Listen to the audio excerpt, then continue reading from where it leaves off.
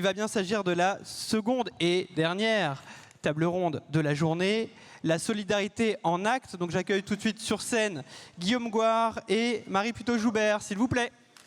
Sous les applaudissements toujours, restez avec nous.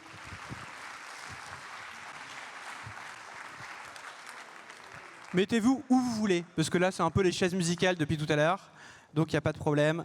Hop, moi je vais trouver, tenez, un micro et un second micro. Merci.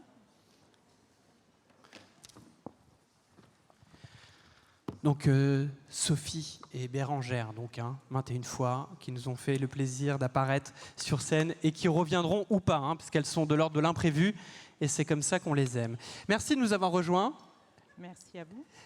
Tout se passe bien. J'imagine que vous avez assisté à cette première table ronde sur la question de la solidarité et de la politique publique, de la fonction publique. On va donc maintenant parler de deux exemples de terrain. Je vais vous présenter. Guillaume Gouard, vous êtes le directeur territorial Pays Basque au sein des PEP 64. Et Marie Puteaux-Joubert, vous êtes directrice du centre du Ventouzet, c'est en Lozère. Donc vous allez chacun pouvoir nous parler de votre projet, de votre action, de votre quotidien, de votre travail et comment vous mettez cette solidarité en acte. Et je compte toujours sur vous. Vous êtes toujours là, vous, ici ? Ouais, mais c'est vraiment toujours timide. Vous êtes toujours là, vous, ici ? Voilà. Donc je compte aussi sur le public pour pouvoir vous poser des questions et peut-être croiser les regards. On va commencer avec vous, Marie, peut-être, pour expliquer ce que vous faites dans votre centre du Ventouzet. Expliquez-nous. Trop de choses.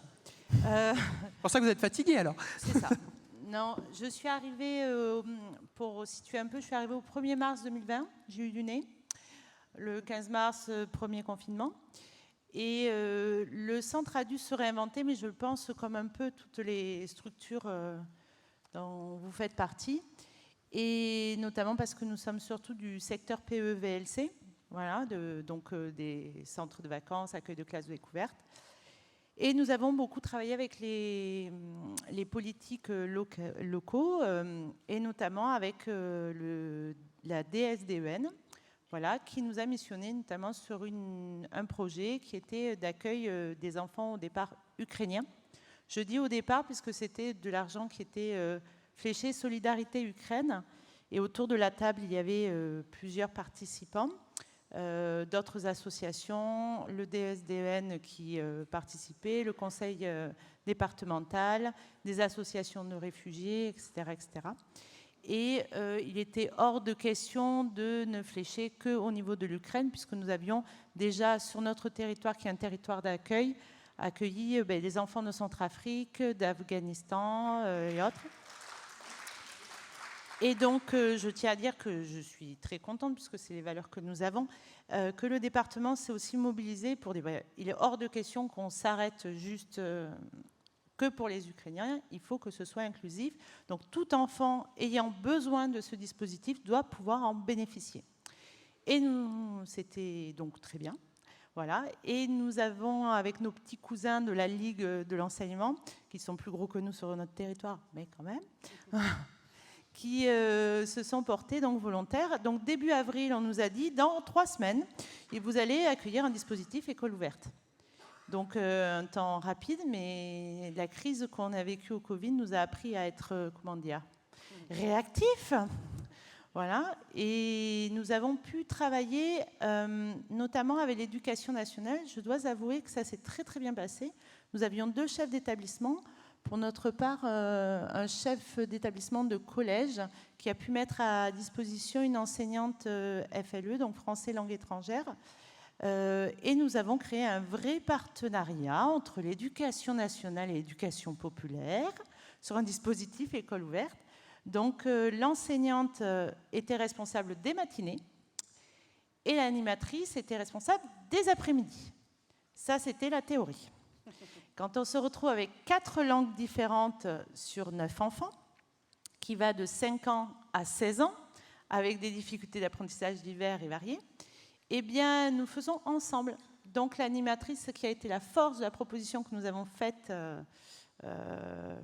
pas pour comparer avec les autres, mais qui a été vraiment la force et appréciée à la fois par les familles, les enfants, l'enseignante, enfin, tout le monde, en fait, ça a été que l'enseignante a été responsable effectivement du matin, mais avec l'aide de l'animatrice qui était associée aux apprentissages.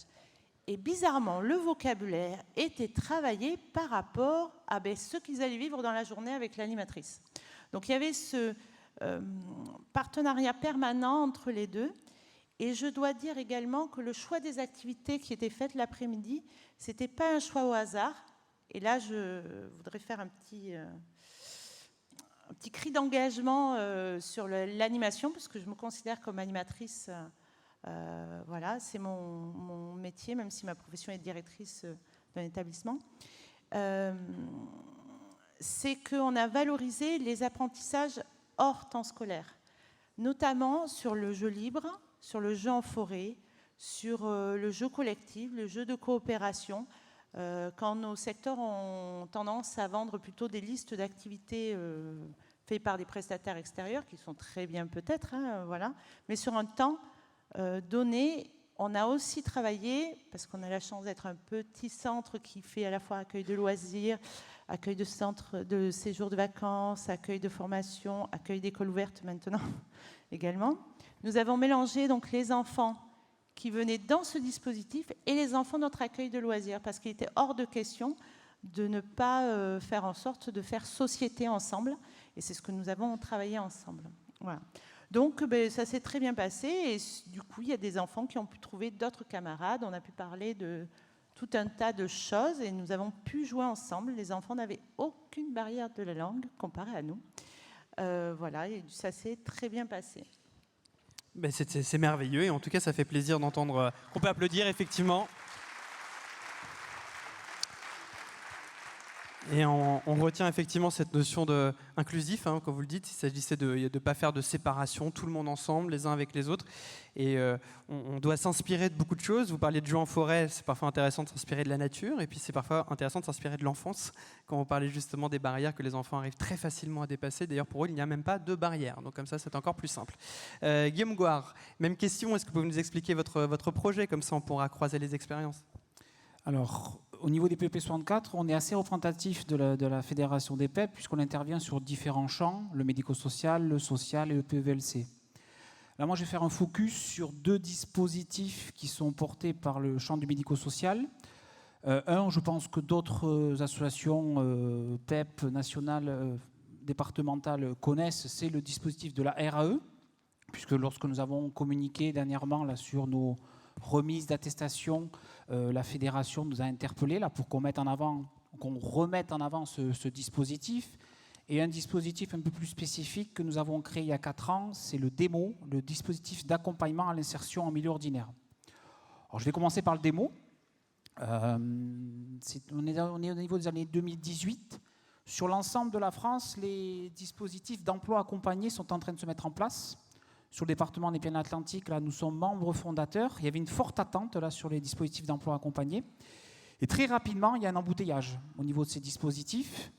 Nous sommes au niveau du comité technique, comité politique, et on s'aperçoit qu'il y a quand même un tri à l'entrée du dispositif emploi accompagné qui font qu'une partie de la population, premièrement sans notification MDPH, deuxièmement qui ne correspondent pas au caractère prioritaire du public, que sont à l'époque les jeunes, les sortants des AT, l'handicap psychique et les troubles du spectre autistique. Toutes les populations qui arrivent à cette porte d'entrée du dispositif emploi accompagné ne peuvent en bénéficier. Donc nous répondons à l'appel à projet européen et nous créons le DEMO, le dispositif d'accompagnement à l'insertion en milieu ordinaire, qui a une souplesse beaucoup plus importante que l'emploi accompagné, mais qui vient en complémentarité et en combinaison avec la plateforme emploi accompagné. Rapidité d'intervention, pas de soumis à notification MDPH.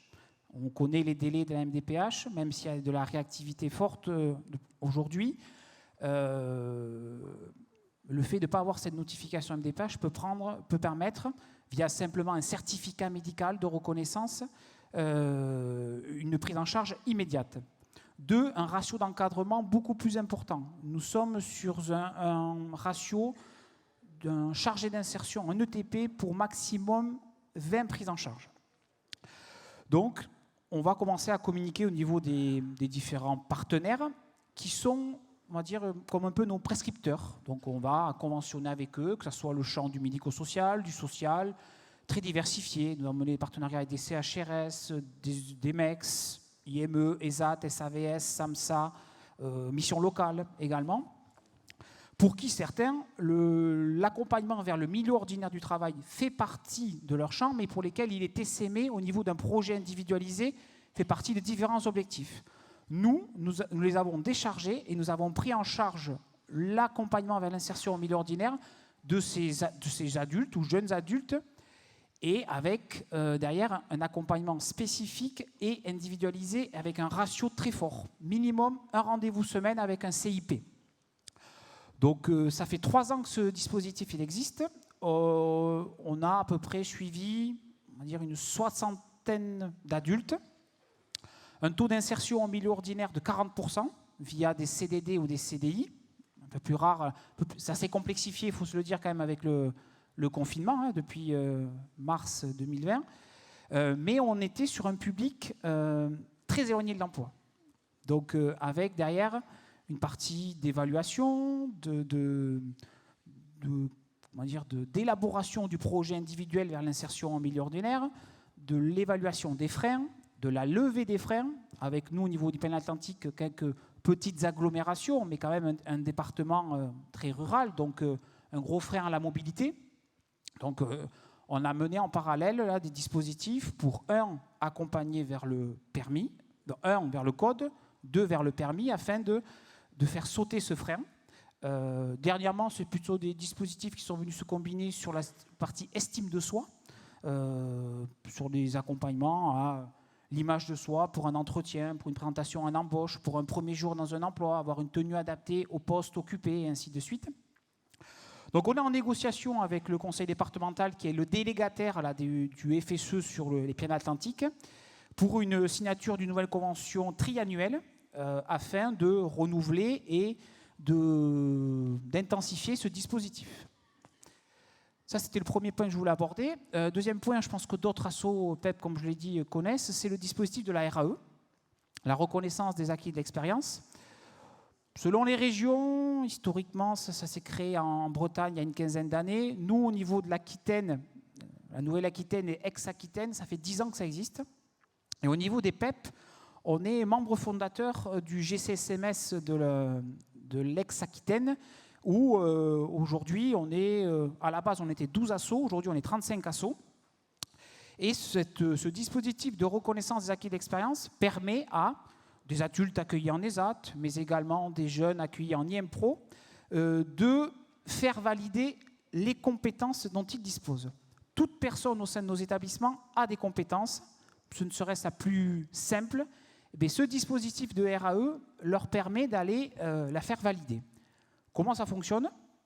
Alors déjà, c'est vrai, au niveau de l'asso, il y a quand même un engagement associatif avec un projet associatif qui le prévoit, des projets d'établissement, et c'est mis au cœur de toute discussion de projets individualisés des jeunes ou des adultes accueillis. Donc, leur volonté ou pas, l'action les intéresse. Non, mais elles sont très très réactives. C'est qu'à mon avis, vous commencez déjà à les séduire. Je les connais maintenant. Oui, ça m'inquiète. Donc, ce que je disais, c'est qu'on mettait au cœur de chaque projet individualisé la volonté ou pas de ces adultes et de ces jeunes de se faire accompagner pour aller chercher une RAE sur les métiers qu'ils sont en train d'apprendre. Avec un travail qui a été mené d'un côté par le ministère de l'Agriculture, de l'autre par l'Éducation nationale, sur des référentiels métiers très détaillés, mais là aussi beaucoup de bienveillance, puisqu'ils ne se positionnent et ils ne vont valider que les compétences acquises. D'accord ? Un travail fort d'accompagnement. Donc toutes les équipes de direction des établissements qui sont dans le dispositif de RE sont formées et vont accompagner au jury. Toutes les équipes de moniteurs d'atelier et de chargés d'insertion sont formées également à l'accompagnement à la RAE. Et c'est là aussi la possibilité de donner un sens, particulièrement aux équipes des AT, qui, je l'entends souvent, nous reprochent un axe productivité au niveau de l'ESAT, là de refaire un temps individualisé avec des adultes pour leur permettre d'aller les accompagner au passage de cette RAE, donc un référentiel, un positionnement sur le référentiel, et la présentation avec leurs mots, leurs supports, leurs photos, d'un petit livret qui fait 4-5 pages, qui vont aller après déposer, et pour la première fois de leur vie pour certains, aller présenter devant un jury. On a tous été devant un jury, on sait tous que ce n'est pas forcément très évident, agréable. Voilà. Ouais. Là, on a des adultes ou des jeunes pour qui c'est la première fois de leur vie qu'ils vont présenter le fruit de leur travail, les compétences qu'ils ont acquises. Donc là aussi, beaucoup de bienveillance, c'est nécessaire, avec des professionnels de l'Éducation nationale, du ministère de l'Agriculture, différentes modalités de la RAE qui sont existantes, un jury interne avec un professionnel du secteur, un jury externe avec ce que je vous disais, un professionnel de l'Éducation nationale ou ministère de l'Agriculture. Et une modalité qui est tournée aujourd'hui vers le milieu ordinaire, c'est d'aller présenter des compétences acquises en terrain milieu ordinaire, mise à disposition, stage, pour aller les faire valider par une RAE. Donc, vraiment, là, on a été encore sur la phase de remise d'attestation il y a de ça 15 jours, 3 semaines. Une véritable fierté, une valorisation de ces jeunes et de ces adultes, fierté pour eux, pour les équipes accompagnantes et une fierté pour les familles. Énorme. Merci Guillaume pour ce résumé très détaillé et à la fois technique, mais qui nous permet de mieux comprendre, même si j'avoue avoir été dépassé par certains acronymes, mais je sais que dans la salle, on a un public expert et avisé qui ont réussi à bien sûr les signifier. Vous avez aussi prononcé le mot sens tout à l'heure. Marie Puteaux-Joubert, j'imagine par rapport à la discussion qui nous a quand même pas mal animé juste avant sur la quête de sens, vous, ça a dû forcément résonner chez vous. La quête de Oui, parce qu'il y a eu un sens de votre engagement en fait qui a été... Alors oui, alors moi pour la petite histoire, je ne connaissais pas les PEP avant le 1er mars 2020. J'ai vu la lumière, je suis rentrée, c'est pas bien. Enfin, je savais qu'il y avait FCPE et PEP, à un moment donné on m'avait demandé de choisir, voilà, et j'avais pris bien sûr les FCPE, voilà, ce qui n'est pas bien. Mais j'ai rencontré les PEP, et je dis bien rencontré, parce que j'ai rencontré d'abord le conseil d'administration qui est engagé. On ne parle pas assez des conseils d'administration qui sont essentiels dans le fonctionnement aussi de nos associations, qui sont des bénévoles et qui aussi sont là pour soutenir. En tout cas, moi, on me soutient dans ma fonction de direction, puisque c'est une première fonction de direction avec autant de complexité. Voilà. Donc j'ai cette chance-là d'être accompagnée de ce côté-là. Et j'ai pu voir que c'était un engagement qui était au quotidien, ce n'était pas juste des mots, et c'était une réalité. Et en plus, je travaille sur un département, alors la Lozère, territoire le moins peuplé de France, donc on connaît tous quelqu'un qui connaît quelqu'un, point. Quand on rencontre quelqu'un, on essaie de trouver la personne qu'on a en commun. Ça ne loupe jamais. Et c'est vrai que du coup, quand on est sur un territoire où il n'y a rien ou pas grand-chose, ça tient de ces acteurs qu'il y ait quelque chose qui vive. Et dans les associations, c'est pareil. Elles créent quelque chose. Elles créent par son engagement une vraie valeur ajoutée à un territoire, aux enfants qu'elle accueille. Et c'est ce qui m'a plu quand j'ai rencontré les PEP. Et je continue à les rencontrer parce que je découvre le réseau. J'avoue que je suis impressionnée du nombre de personnes qu'il y a dans cette salle. Voilà. Mais également, ça suppose qu'il y en a aussi tout autant qui ne sont pas venus. Et ça m'inquiète. Je me dis que je fais partie d'un grand collectif et je ne me rendais pas compte à quel point. Et je trouve que la notion d'engagement, en tout cas de tous les gens que j'ai rencontrés, que ce soit ici ou ailleurs, ce sont des gens qui croient en quelque chose. Alors on a bien sûr les râleurs qui croient qu'on peut tout changer, mais qui font quand même. On a ceux qui sont que dans l'action. On a permanente parce que de toute façon il faut faire, c'est urgent. Et puis de toute façon la collègue est en arrêt et puis voilà, donc il faut faire. Et puis on a ceux qui ont parlé de gens qui réfléchissent, mais ne serait-ce que pour réfléchir aux orientations, aux directives qu'on va avoir, on est dans l'action. C'est une autre forme d'action. L'accompagnement, enfin, c'est quand même quelque chose d'un peu particulier que j'essaye de comprendre là, voilà, puisque je suis novice et que je n'ai connu que le Covid. Voilà, mais enfin, je vois des gens pour de vrai. Voilà, enfin presque. Voilà. Là, c'est mieux. Voilà. Donc, le réseau PEP, j'ai su que c'était de l'engagement, ça c'est vrai. Je ne me rendais pas compte à quel point, Et on essaye en tout cas dans nos actions sur le terrain que ça traduise vraiment et que ça ne trahisse pas les valeurs qui sont portées par un réseau et par toutes les personnes qui sont là. Et ne pas oublier que ce qu'on fait, c'est engager tout cela, et ceux qui ne sont pas venus, c'est pas rien. C'est pas rien. Merci beaucoup, Marie. Et là, vous avez bien compris justement tout le sens de ces journées PEP, c'est aussi des rencontres, puisque ça permet de sortir de son territoire, même si vous disiez que la Lozère, c'est un territoire qui est peu peuplé, qui peut parfois rimer avec désert, mais même dans d'autres territoires, non, vous n'avez pas dit ça, c'est moi qui en fais, et je vois votre non-acquiescement que ce n'est pas forcément bien perçu, mais néanmoins ça permet de se rencontrer, vous l'avez dit, et c'est intéressant aussi d'avoir des témoignages de gens qui sont nouvellement arrivés dans les réseaux PEP. Puisqu'on était justement sur la question du recrutement, Guillaume Gouard, et que vous êtes aussi sur la question de l'emploi, j'aimerais avoir votre avis là-dessus. Le constat, il a été énoncé à plusieurs reprises depuis le début de cet après-midi. On n'y échappe pas. On n'y échappe pas, moi particulièrement sur le Pays Basque, où on connaît l'attractivité de la région. Donc je mettrai en plus un critère, l'attractivité c'est un point fort, mais on a en plus une crise du logement qui font qu'aujourd'hui on a de nombreux professionnels sur des critères salariaux qui n'arrivent plus à se loger. Donc quand on arrive à les recruter, mes adjoints ont inventé des systèmes de colocation entre professionnels parce que ils ont dit tu n'y arrives pas, il n'y arrive pas, il n'y arrive pas. Bon voilà, on vous met en lien. Nous on a besoin de vous à la rentrée, essayer de trouver l'été, c'est que du saisonnier. Donc il faut voilà. Donc on a vraiment voilà, c'est des difficultés. On en parlait encore hier avec différents acteurs là du département. On est à ça des ruptures. Voilà. On n'a à ce jour pas encore été concerné par des ruptures d'accompagnement. Beaucoup d'astreintes ont fait le relais et ont compensé, mais on n'a jamais été dans une situation aussi critique. Moi, je n'ai pas de souvenir d'avoir sollicité des agences d'intérim, d'avoir sollicité tous les partenaires que nous avons et ne pas avoir de retour. Donc on se dit, mais comment on va faire ? Voilà. Donc j'ai entendu les débats. Au niveau local, on est aussi très investi sur le Ségur pour tous. Il y a des manifestations qui arrivent tous les vendredis pendant le temps qu'il faudra, s'il y a une limite.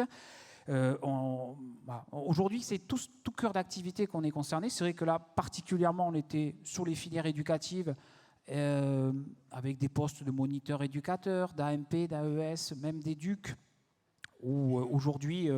un poste vacant, un candidat, le choix. Le choix. Avant, c'est vrai qu'on recevait des CV, on avait le... Voilà, maintenant, c'est l'inverse. Ouais. Complètement. C'est pas que notre secteur, mais notre secteur est fortement touché. Mais également, des postes, comme on disait tout à l'heure, agents administratifs, agents logistiques. Jamais on a rencontré les difficultés que l'on a aujourd'hui, avec moi des départs vers les EHPAD aussi. Voilà. Donc, c'est inquiétant. À nous à trouver des ressources, à nous à trouver des... Mais justement, pour peut-être, parce qu'on a essayé d'avoir des solutions, d'esquisser des solutions dans la table ronde précédente à une échelle nationale, on voit que bon, c'est pas simple. Vous, par exemple, à votre échelle à vous, locale. Moi, à mon échelle, ce qu'on a essayé de travailler avec mes adjoints, c'est en plus on avait sur ces postes-là beaucoup de temps partiel. Donc déjà sur des bas salaires avec du temps partiel. Voilà, aujourd'hui, on a essayé de fusionner des postes, d'ouvrir des postes multi-établissements, pour faire en sorte de lever cette barrière temps partiel, d'aménager les conditions de travail, d'aménager via une politique attractive, mais on a en face de nous des candidats, ils sont de plus en plus exigeants, et ils sont en position de force. Donc je pense qu'il va falloir qu'on aille plus loin dans la réflexion et dans les solutions que l'on doit proposer. La direction des ressources humaines œuvre à trouver en place, à mettre des dispositifs via une GPEC intéressante, via un dialogue social, via des œuvres sociales. Mais je pense que aujourd'hui, là où l'on est, le bilan que l'on a, va nous devoir encore faire passer un cap dans notre degré d'innovation et d'attractivité au niveau de l'ensemble de notre filière métier. Je ne parle pas des médecins, puisque je crois que, en tout cas, nous, on est depuis... On a passé une période où on n'avait pas de carence, et là, depuis 2 ans maintenant, on a un déficit d'attractivité sur les postes de médecins, malgré les revalorisations Ségur spécifiques médecins. Là, j'ai 2 ETP sur le territoire non pourvus. Voilà, donc 2 témoignages sur 2 territoires différents. Donc, on l'a vu, le Pays Basque d'un côté, la Lozère de l'autre, sur 2 champs différents. Peut-être une question, qu'est-ce que ça vous inspire? Quelles questions vous voulez poser à nos intervenants qui viennent ici parler de leur secteur, de leur activité, de leur quotidien?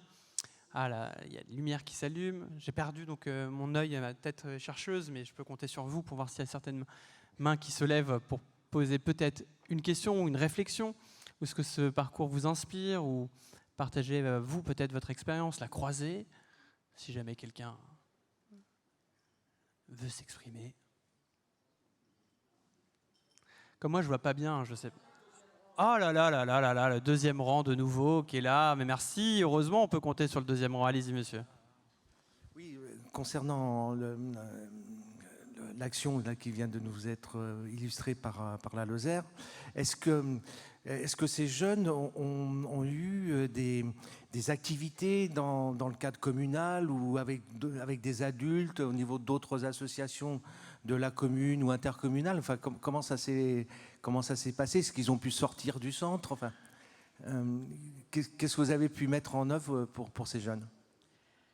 Alors non, on ne peut pas parler de territoire communal parce qu'il y a plusieurs communes. Les enfants qu'on accueillait venaient vraiment d'un territoire très très vaste.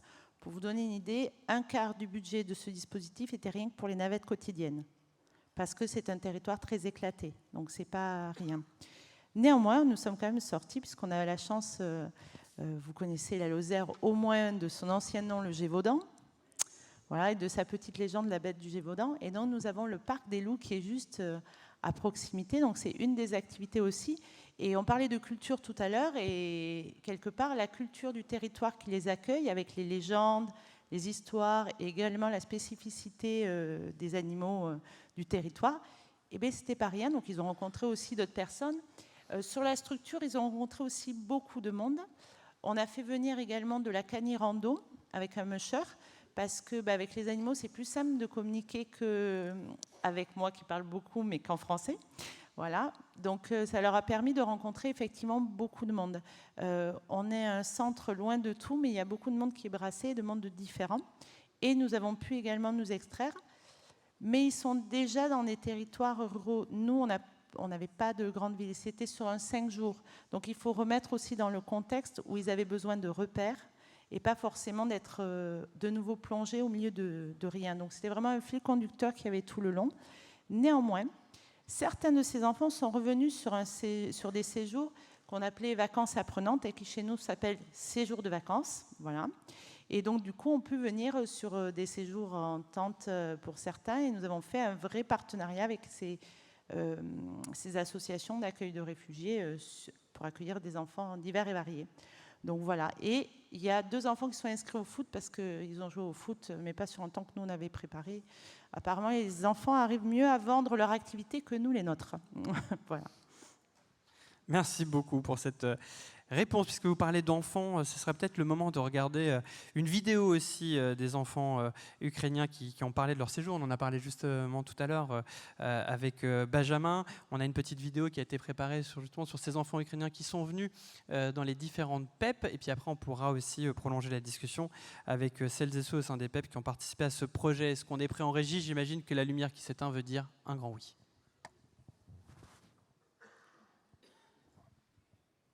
12 по 25 серпня я мала можливість побувати у літньому таборі у Республіці Франції у місті Портбай. Я отримала незабутні враження. Ми ходили на пляж, гуляли по місту. Також я знайшла нових друзів. Разом ми грали різні ігри, займалися різновидом спорту. Ми ходили на екскурсію у млин та у церкву. Там було неймовірно красиво. Я вражена красою Портбаю. Кожного дня я отримувала нові враження. Також я хочу висловити свою подяку Бамбуровій Оксані Остапівні та відділу освіти Яворівської міської ради за сприяння у поїздці. Хочу щиро подякувати нашим організаторам та вихователям, що дали нам таку прекрасну можливість відвідати Францію. За час поїздки ми відвідали дуже багато нових місць, знайшли нових друзів і навіть познайомили французів з українською культурою. Ми отримали масу гарних емоцій і справді добре відпочили. Дякую вам. Nous sommes très heureux. Connaissons est invité par la Fédération PEP.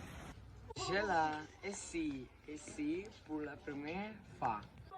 Ascot, Biaferata, Можете монтаж. Epidestion, Родуnie. Toboggan. Marco Bronze. Merci pour les visites intéressantes. Hospitalite. Impression incroyable. Merdi Mission. Nous avons ce bright man Aimi. Fête super.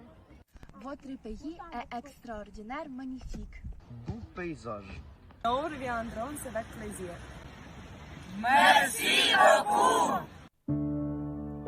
Хмельницька обласна військова адміністрація дякує Франції за партнерство, завдяки якому стала можлива подорож обдарованих дітей Хмельниччини до Французької республіки.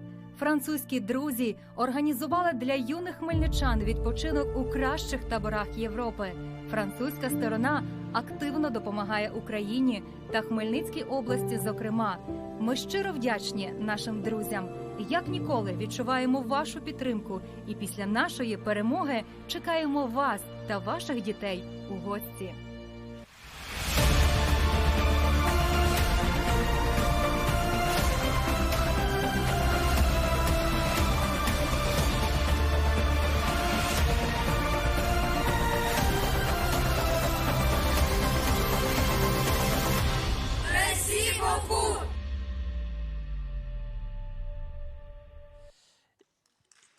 Et on peut... Et on peut remercier aussi Michel Raoult, le directeur au personnel des PEP Découvertes, Thomas Aumetre, directeur du centre COS de PEP ADS et Julien Piccolo, directeur des PEP 53, Christophe Boutier, directeur by PEP 93, que j'invite d'ailleurs à venir sur scène pour nous dire un mot de cette expérience, même s'ils ne vont pas forcément tous prendre la parole. Venez, ceux que j'ai appelés, vous pouvez déjà maintenant venir sur scène. Et puis parler aussi des autres projets PEP qui ont contribué, à savoir PEP 28, PEP 39, PEP 75, PEP 83 et PEP 50. Et ça fait beaucoup de PEP, beaucoup de PEP qui ont été là.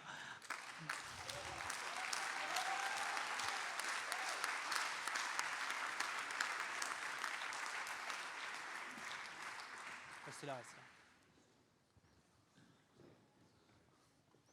Allez, je donne, pourquoi pas, à Michel. Tac, vous faites après comme vous le sentez. Qui veut parler en premier? Je vais y aller, ça sera fait. Allez-y. Donc bonjour, Thomas Aumetre, directeur du centre Le COS pour les PEP Alpes du Sud. On a accueilli à 2 reprises des jeunes Ukrainiens cet été. Une première fois, une poignée de jeunes Ukrainiens intégrés à un séjour déjà existant avec des jeunes Français. Et puis une deuxième fois où on a organisé un séjour uniquement pour des jeunes Ukrainiens. Les 2 fois, c'était des équipes d'encadrement mixées Ukraine-France. Sur le déroulement du séjour, c'est identique au séjour qu'on peut organiser habituellement, sinon la barrière de la langue. Mais la barrière de la langue, c'est un problème d'adulte finalement, parce que les jeunes, avec les portables, les réseaux, les mains, ils arrivent toujours à faire connaissance et à échanger entre eux. Voilà un petit peu ce que je peux se dire. C'était, par rapport à d'autres séjours, c'est des séjours riches et enrichissants, encore plus pour tous les acteurs du séjour, pour le personnel, pour les jeunes, pour tout le monde. Et c'est vraiment une belle expérience à vivre et à revivre sous réserve qu'on arrive à collecter les fonds nécessaires. Voilà, parce que ça, on sait que ça va devenir aussi un des enjeux, un des défis d'arriver sur une collecte de fonds. Vous pouvez poursuivre? Oui, je ne sais pas si c'est bon, ça marche. Christophe, je suis donc directeur du centre de Port-Bail, qui a le plaisir d'accueillir les enfants ukrainiens sur la deuxième partie du mois d'août. Le premier témoignage, voilà, c'est une gamine qui était à Port-Bail, assez émouvant d'ailleurs. On a organisé ce séjour dans le cadre des colos apprenantes classiques, des enfants uniquement ukrainiens, avec un encadrement français mixé avec un encadrement ukrainien. Des activités colos apprenantes, découverte du milieu marin, puisqu'on est sur la plage, avec un beau temps en Normandie. Des activités sportives découvertes du char à voile, et puis évidemment des activités de loisirs, puisque l'objectif c'était de leur faire passer des vraies vacances où on fait le maximum pour qu'ils puissent oublier leur quotidien. Il semble que ça ait marché, vu la réaction des enfants, et on est prêt évidemment à recommencer. Savoir que c'est quand même pour tous quelque chose qui a été mis en place en urgence, hein, puisque rappelons que ça a été défini, je crois, mi-juillet, voire fin juillet presque, sans parler des aspects de financement qui se sont débloqués un petit peu plus tard. Donc ouais, c'est une aventure humaine, comme disait, je rejoins Thomas. De manière assez surprenante, on a eu des gamins assez détachés. Alors ils sont un petit peu différents de nous, hein. L'expression des sentiments est un petit peu différente. Ils ont l'air un petit peu plus froids comme ça, même si là ça n'a pas du tout transparu. Mais une aventure humaine, ouais. Les adultes ont bien vécu ça, ont été un petit peu déchirés par le départ, puisque le départ est assez...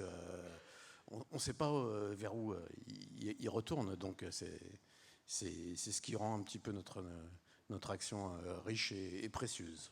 Oui, c'est vrai que cette question, ils retournent dans des institutions, dans des familles d'accueil. Où est-ce qu'ils vont exactement quand ils repartent en Ukraine? On a eu très peu d'informations à ce sujet, même sur leur histoire propre, je dirais. Et je pense que c'est mieux, d'ailleurs. On sait qu'on avait des gamins orphelins, des gamins dont le papa était au combat. Pas tous, pas la majorité. On ne savait pas trop exactement d'où ils venaient, puisqu'il y avait plusieurs étapes quand même. Ils nous arrivaient d'Ukraine, mais via la Pologne, si je ne dis pas de bêtises, sur un voyage de presque 3 jours pour certains. Donc non, on ne savait pas où ils retournaient. Ok, merci. Michel, non? Pour compléter rapidement, donc Julien Piccolo, directeur des PEP 53, nous on a accueilli une vingtaine d'enfants ukrainiens pendant 3 semaines sur un centre en Mayenne. Même chose, hein, une expérience vraiment très très riche. À savoir qu'on a vraiment travaillé un petit peu dans l'urgence parce que on a mis tout ça en place très rapidement. Même chose, hein, pour tout ce qui était financement, on a pu ça après, on s'est débrouillé, on a essayé de voir comment ça pouvait se faire. Maintenant, vraiment, l'expérience des enfants, c'était génial. Barrière de la langue qui a été compliquée. Alors après, on a tous compris maintenant servir d'un téléphone et traduire, et ça se fait très très bien. Mais une petite anecdote, je vois en fait en Ukraine, il y a beaucoup d'apiculteurs. Et nous, on fait des initiations à l'apiculture. Et au final, c'est les enfants ukrainiens qui ont transmis un savoir à nous, nos enfants, en colo-apprenante classique. Et il y a vraiment eu cet échange autour du miel. Voilà. Une belle expérience en tout cas. Merci. Merci. Pascal Matret pour les PEP du Jura qui ont accueilli 17 enfants cet été au mois d'août dans leur centre de Quiberon.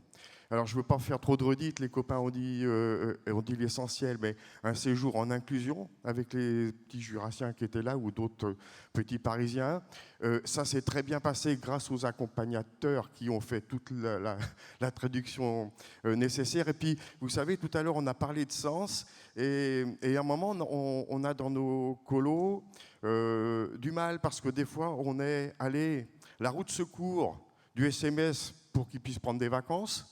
On est pas, si c'est vrai, faut dire les choses comme elles sont, et que parfois on a parfois du mal à renouer avec un sens. Et là, nos équipes, elles ont vécu ça comme un véritable sens. Voilà des enfants, on sait pourquoi ils viennent là, on sait dans quelles conditions, on va être prêts tous à faire un effort en commun, de faire un vrai travail d'équipe pour que ça se passe bien. Et je crois que globalement, du coup, chez nous, ça s'est bien passé. Il me semble même qu'on a eu quelques retours.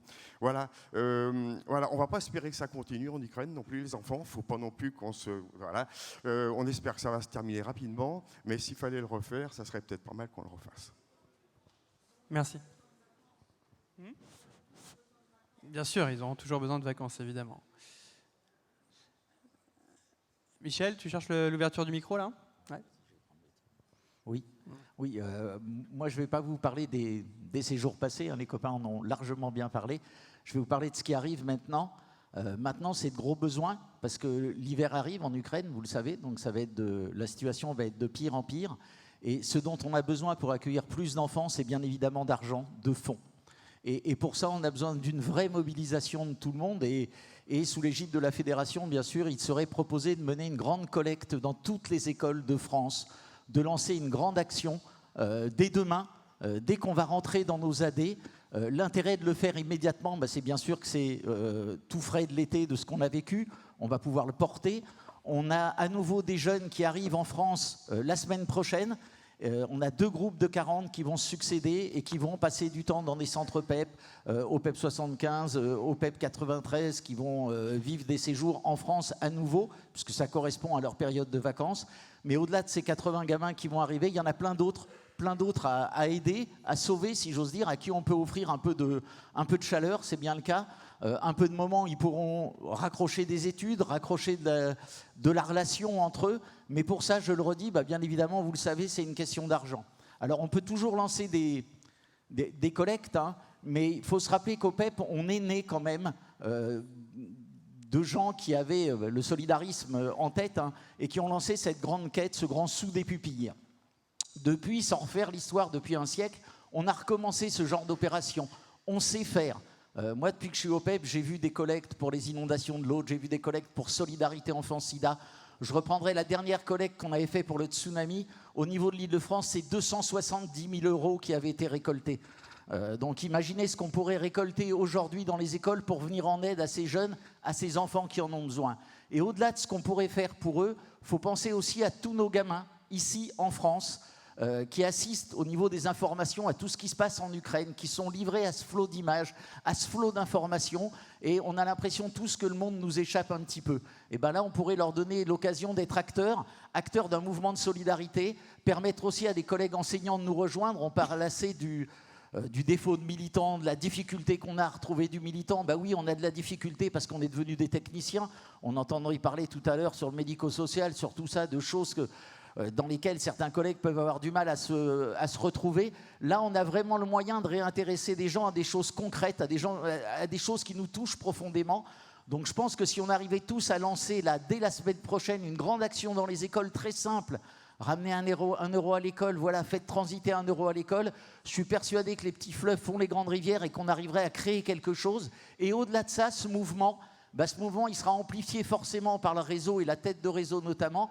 Quand on va avoir une grande, pas fédération, mais ça y est, je perds mes mots, mais une grande fondation, c'est évident que si on va la voir juste comme ça, oui, on est reçu gentiment. Si derrière, on sent qu'il y a un élan de générosité, qu'on a été capable de déclencher quelque chose, et là aussi, ça peut être un accélérateur, un amplificateur de ce qu'on pourra mettre à disposition de ces jeunes et de ces enfants. Donc voilà, je ne sais pas si ça aura servi à grand-chose ce que je viens de dire, mais si on pouvait compter sur tout le monde pour contacter toutes les écoles que vous avez dans vos départements, toutes les écoles qui viennent dans vos centres de classes de découverte, tous vos établissements spécialisés. Moi, j'ai travaillé longtemps au PEP 91 et je sais trop bien ce que l'IME et l'IMPRO ont apporté à chaque fois qu'il y a eu une collecte. Voilà, il ne faut pas oublier, le médico-social est aussi là pour aider, bien évidemment. La solidarité, ce n'est pas réservé qu'à un secteur. Donc vraiment, si on arrivait à créer ce mouvement, je crois que c'est quelque chose qui pourrait d'abord nous unir dans une grande action et ça fait... voilà, ça serait quelque chose d'important. Et puis je vais m'arrêter là, mais voilà, je compte sur vous. Merci, merci à vous.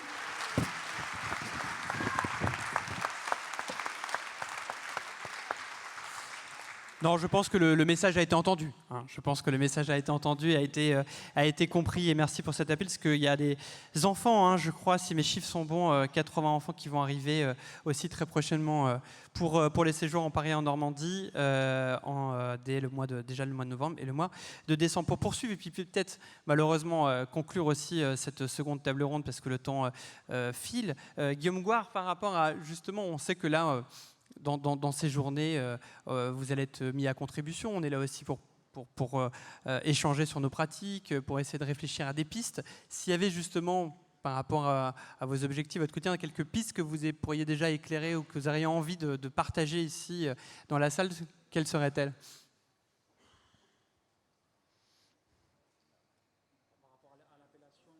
Alors, on va remettre un petit peu votre micro, sinon celui-là il fonctionne.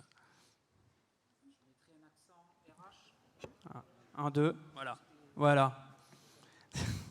C'est bon, ouais. Par rapport à l'appellation journée métier, je mettrai un focus là, sur un aspect RH avec une profonde réflexion d'un état des lieux de notre secteur et vraiment une profonde réflexion à mener sur comment devons-nous nous adapter face à une transformation de l'offre. On a parlé tout à l'heure des CMPP qui ont été bouleversés dans leur pratique il y a 2 ans. Les ESAT sont concernés par une transformation en cours. Et comment nous devons, nous, au niveau des cadres dirigeants, accompagner nos équipes à cette transformation, tout en tenant compte là, de ce contexte qui est quand même inquiétant, de l'attractivité de nos métiers. Je crois qu'il y a un axe fort à creuser et à réfléchir. Et aujourd'hui, je m'arrêterai là parce que je n'ai pas de solution. Voilà. Mais par contre, mon constat et ma priorité, c'est celle-ci. Merci, Marie. Alors, est-ce qu'on va trouver un micro? Oui. Oui, non, en fait, on était justement puisqu'on est là pour réfléchir tous ensemble, et puis là, on a la chance de vous avoir ici sur scène pour pouvoir partager justement une réflexion ou une piste peut-être pour améliorer les conditions, le projet, ce que vous êtes en train d'entreprendre. Eh bien, tout à l'heure, je disais que je venais de découvrir, alors j'en ai déjà parlé avec certains et autres, c'est la notion de réseau. Qu'est-ce qu'on entend au PEP en notion de réseau? Moi, je suis surprise de choses qui sont parfois de vraies forces et des fois des choses qui m'interrogent voilà, sur qu'est-ce que ça veut dire faire partie du réseau PEP réellement. Au niveau local, je n'ai pas de difficulté, mais dès que je m'éloigne du niveau local, ça a pu des fois m'interroger. Je prends un exemple tout bête, je le prends souvent parce que c'est le premier qui m'a interpellée. Quand a commencé la crise du Covid, je faisais les visios un peu comme tout le monde, et on en avait plein divers et variés, et on se demandait comment on allait faire survivre nos centres de vacances. Question totalement légitime, parce qu'on n'était pas les prioritaires. Et j'ai découvert que les prescripteurs de séjours, ceux qui vendent les séjours en fait, voilà, ne vendaient pas que des séjours PEP, alors qu'ils étaient PEP. Ils vendaient des séjours d'ailleurs, autant que des séjours PEP. Et je dis, mais quelque part, on dit qu'on a du mal à ce que le réseau survive, et on n'est pas en solidarité déjà entre nous. Donc je ne comprenais pas. Et la deuxième question qui m'est venue suite à ça, c'est du coup, quelle valeur on donne au travail PEP et aux valeurs qui est défendues par les PEP? Est-ce que c'est vraiment des valeurs, ou est-ce que tous sont équivalents? Et un séjour PEP ou un centre PEP, il y a des valeurs qui le mobilisent, il y a des valeurs auxquelles on croit, il y a une manière de travailler, il y a une manière de fédérer nos équipes, quand on arrive à trouver du monde. Voilà. Mais c'est vrai que la question du réseau, elle est où? Et malgré tout ça, quand j'ai pu prendre mon téléphone et appeler au hasard, vraiment des fois au hasard, des gens du secteur PEVLC pour poser des questions des fois saugrenues, voilà, j'ai toujours eu quelqu'un qui m'a répondu à partir du moment où j'ai dit que je faisais partie des PEP. Donc il doit exister, mais c'est encore dans le brouillard pour moi. Donc j'ai besoin de savoir en quoi c'est une force pour moi d'appartenir à un réseau PEP. Alors, je ne sais pas, est-ce que Guillaume, en tant qu'ancien, un peu plus ancien des PEP, du moins que Marie, puisque vous avez pris le métro, vous pourrez répondre à cette question? Alors, oui, ancien 2014, moi, au niveau des PEP. Je voulais, sur le réseau, j'ai pris au fur et à mesure connaissance du réseau, de l'importance du réseau. Tout à l'heure, on parlait là, des journées métiers, les précédentes à Pau. Nous, on était sur la partie cachée, sur l'organisation. Oui, j'avais déjà une bonne connaissance du réseau, mais à Pau, ça a été aussi un déclic sur l'importance du réseau et sur la diversité. Et là aussi, moi je suis directeur de 2 ESAT sur mon territoire, c'est les ESAT qui avaient assumé la partie restauration. Ça avait été pour eux déjà en local, parfois d'appartenir dans un département qui est le nôtre, qui est étendu. Le fait d'appartenir à une association où il y a 35 établissements et services coupés en territoire, on avait la difficulté d'appartenance, ce ne reste qu'à l'association. Et là, ils s'apercevaient qu'ils appartenaient à une fédération avec là que des bénévoles, des membres des conseils d'administration, des gestionnaires. Donc ça avait été une super réussite. Juste par rapport à une piste, on vient de valider, nous le 64, un projet associatif, il y a les membres du bureau, là, avec un axe fort RSE-RSO. Certes, c'est très tendance, mais peut-être en se démarquant sur cet aspect-là, on pourrait avoir aussi une attractivité sur l'aspect RH, parce qu'on voit que, bon, on entend parler tous les jours, la COP27, ainsi de suite, mais si au niveau quand même local et au niveau de nos établissements,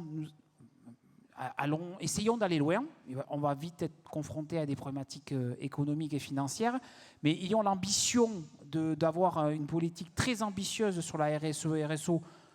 Nous, au niveau de 64, ce projet associatif nous le demande. Donc je pense que ça peut être un... Excuse-moi, c'est quoi RSE? Responsabilité sociétale environnementale ou responsabilité sociétale des organisations. Voilà. Donc je pense que c'est un axe sur lequel on se doit au niveau de la fédération, via la fédération et via les assos gestionnaires, d'être très ambitieux et d'être force de proposition. Voilà. Bah, tu vois, le réseau, c'est ça. Si tu poses une question sur un acronyme, bam, on te répond. Voilà, ça c'est la force du réseau. Mais c'est intéressant justement de parler du réseau puisqu'on est sur la question de la solidarité. La solidarité, c'est la solidarité des actions et puis aussi la solidarité à l'interne des PEP, les PEP les unes avec les autres. Et puis la solidarité aussi de la scène vers la salle, puisque ça sera ma dernière adresse pour savoir s'il y a une dernière question à recueillir pour peut-être clore cette première après-midi qui a été riche, puisque nous sommes ensemble depuis le début de l'après-midi pour ces différentes tables rondes autour de la solidarité à différentes échelles. Ah, je ne sais pas si c'est une question, mais c'est une intervention. Non, non, non. Franchement, faut les lâcher. Faut les laisser tranquilles. Faut les laisser tranquilles, ok. Pitié. Laissez-les partir, quand s'il même. vous plaît. Ils ont une famille, c'est vrai. Non, mais je veux dire, tu te rends compte, ça fait 4 heures qu'on était enfermés. On n'en peut plus. Non, faut... Non, tu vois, il faut avoir... Non, là, il faut... non, les le sens de tout ça. Ouais. Là, la cohésion, ok, mais bon, là... Non, ils sont fatigués, Ils franchement. sont là, regarde, ils Mais sont... patients, ils disent rien, hein, ils attendent. Hein, Ils sont au niveau franchement, 0, là. Ouais, vous pensez qu'on est allé au bout, là, peut-être Moi, c'est moi, ça. en tout Ouais. cas, je suis au bout. Hein. Ouais. Je pense qu'on est pas mal. Ouais, là, c'est bon, là. Non, hein. puis tu Ah, vois... parce que comme je les voyais pas partir, je me disais que ça les intéressait, mais... Non, Oui, mais non, c'était mais très c'est- intéressant. Peut-être ils se sont endormis, remarquez. Non, bah, en début de Non, journée, parce que oui. tu vois, nous on se disait pédagogie active, là, tu vois. Oh, tu m'as fait rêver, un rendez-vous par semaine. Il va valoriser mes compétences. Je crois qu'il est prêt, ouais. Ouais, je crois que toi, toi, Ah, ça c'est- va y c'est- aller, hein. Mais là... J'ai les collègues en haut à gauche qui sont très près C'est aussi. pas vrai. C'est Oui, vrai. là-bas. Ils sont où? Ils sont où? C'est lesquels? En haut à gauche, là-bas. En haut à gauche. Ah oui, haut à gauche. oui, là-bas. Ils C'est sont la- actifs aussi. Très, sont très actifs actifs. Oui, oui. Allez, Oh. bah tout à l'heure. Non, mais parce que... Bon, allez, Bon, non, Marie mais là, Coco, là, on les gars, avance. là, les gars, On là, avance, les on gars, les libère, ces gens. il va falloir y aller, hein. Alors, donc, parce Ouais, que oui. vous faites partie des PEP, il paraît que vous êtes dans l'action, hein, vous êtes sur le terrain, hein, tout part de vous. Vous allez réparer et sauver la France. Bon, et là, c'est vrai que c'est pas hyper évident quand on vous voit. Non. Bon, bah, dites, écoutez, excusez-moi, mais enfin, là, moi, oui, non, mais lui, il m'a tout expliqué, mais bon, là, je sens quand même que... Alors, demain, hein, on va faire Demain. une journée d'action. Ça va twister, hein. Alors demain, j'en Demain. profite. Alors, Alors vas-y, demain, non, vas-y. il y a des ce qu'on appelle des parcours thématiques. Oui. C'est-à-dire que c'est là, chacun d'entre eux, ils ont choisi des ateliers qui correspondent à leurs envies, C'est fait. etc. C'est Ouais. fait, ils sont inscrits. Ils C'est sont vrai, inscrits. vous êtes tous C'est inscrits. tout le monde a son parcours. Tout le monde a son parcours. Toi, t'as ton parcours. Ouais, toi, t'es à fond, toi. Je t'ai Ouais, repéré. mais lui, il est Il engagé, est il est engagé, taqué, lui. tu vois. Et il a Ouais. posé beaucoup de questions. Hein. Il est, Oui, c'est vrai. il est en train de mettre à une bonne Il a relancé. Et il a relancé. Ouais. Donc ça va se passer dans différentes salles, les salles Joffre par exemple. Ça va se passer. Oui. J'offre tout. Voilà, exactement. Et moi, j'offrirai une autre table ronde à la salle Joffre 1. C'est la pleine participation de tous, facile à dire, facile à faire, point d'interrogation. Ça, on en parlera. Je te jure que si on Moi, j'ai, participe, ouais. ça sera facile à faire. On n'a pas quand même pas compris le titre, là. Je vous donnerai l'adresse. Et demain, il y aura aussi un anniversaire. Ah bon? C'est l'anniversaire de qui? Alors, c'est l'anniversaire de la combinaison des comptes. Alors ça, c'est vachement moins excitant. Ah bon? Alors c'est quand même... Tu vois, quoique la combinaison... C'est un code. Tu vois, ça s'accorde. Ah bah, il y a un côté cohésion. Hein, C'est un cohésion. Alors, Vas-y, je vous dis. dis, vous savez quel âge ils fêtent, les combinaisons Non. des comptes? Non, non. vas-y. 10 ans. 10 ans. Ouais, Bah, dis c'est les donc. 10 ans de la combinaison des comptes, ça se passe aussi à la Joffre 1. J'offre 1. Ah oui, parce qu'il y a Joffre 1, Joffre 2, Joffre Joffre 3, 3. Joffre 4. Exactement. Voilà. Et ça sera l'après-midi. Et la combinaison, c'est Regarde. important parce que ça permet de savoir ce que les PEP représentent, mais tous les PEP confondus. Ça permet d'avoir une puissance de frappe. Et comme on veut faire un engagement fort, c'est bien de montrer qu'on est puissant. On s'engage. Ok, C'est allez. ça l'action. Il va dire, vas-y, Alors- dis qu'ils aillent boire une bière, les pauvres. Alors ça tombe bien parce que c'est ma dernière ligne. Il y a apéro. Ah Voilà, apéro Alors là, d'accord. Là, oui. offert par le maire, Non, mais mais c'est peut-être sans le maire. Il n'est pas là. Voilà, c'est sans le Mais maire. il n'est pas là, le maire ou l'apéro? Alors, qu'est-ce qui t'intéresse le plus, l'apéro ou le maire? Bah, si je peux boire l'apéro Attends, avec il le y a la maire... dame qui va parler. Comment Mais le premier adjoint sera là. La première adjointe. La première Oui, parce que- adjointe. parce Mais que, bien sûr. On te remercie, Marie, quand même, parce que question égalité, sur le plateau, c'était pas... Oui. C'est vrai. Bravo. Félicitations.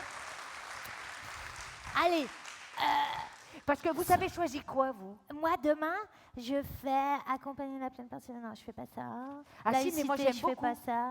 Toi, t'es sur Accompagner la le... pleine participation de tous, ça, Ouais. ça Ah bah voilà, et bah c'est demain 9h. Je vais Demain choisir 9h. C'est à la demain 9h. salle Joffre tout. Allez, eh ben on y va. Allez, on vous libère. Bravo, hein, franchement. Ah oui, mais... Ils ont bien tenu le coup. Hein. Alors, comme on attend de vous d'être actif, parce que Ouais. c'est quoi le mot d'ordre? On compte sur... non, pardon, j'ai pas entendu. On compte sur... Sur nous, elle a bien Ouais, joué sur la dame, nous, elle hein. compte sur nous. Allez, au revoir mon Oui, grand. il y a- On Oui, te laisse, bah on merci. s'en Bah va, moi on j'ai s'en pu va. compter sur vous aussi, Ouais. maintes et une fois. Je le rappelle, c'est le nom de ces clown analystes comme on dit. Hein. C'est ça, mais c'est Clown bizarre comme analyste, mot. c'est bien, ça fait croire qu'on a fait des études. Moi, Ouais, j'aime bien. ça fait presque Ouais. acronyme. Ça Hein, fait- les ça CA, fait- les CA du clown, les clowns CA, analystes. Les CA Voilà. du clown. Allez, Les CA des Marco, PEP. Non, mais on y va. oui, non, mais parce que n'oubliez pas d'être actif, parce qu'il y a un réseau où on peut se mettre des petits mots, vous savez, il y a un réseau physique. Là-bas. N'oubliez pas Allez. de vous inscrire pour qu'on puisse se retrouver. Hein. Et puis demain, moi, je vous propose aussi qu'on se retrouve autour d'un petit café d'idées, là, un peu reçu. On Ouais. pourrait échanger, débattre. Non, parce que Marie demain, ça Coco. va être speed dating, hein, les gars. Ouais, Marie Donc, Coco, on y il va. faut... Je la- voilà. Et puis, si vous avez Oui. des idées pour les Voilà. PEP de demain, parce qu'il faut innover encore, Voilà. bon, ben, on y est va. preneurs aussi. On Qu'est-ce les qu'il- laisse. qu'est-ce qu'il y a On les laisse. On les laisse. Oui, mais Ils j'ai sont encore des comme trucs ça. à dire. Ils Moi, sont peut-être que- farcis. Et on peut Ah les bon, applaudir ouais. évidemment. On les laisse. Je vais rajouter un truc ou ça va pas? Et on peut de nouveau applaudir Guillaume Gouard, directeur territorial Pays Basque, les PEP 64, et Marie Putot-Joubert, directrice du centre du Ventouzet, PEP 48.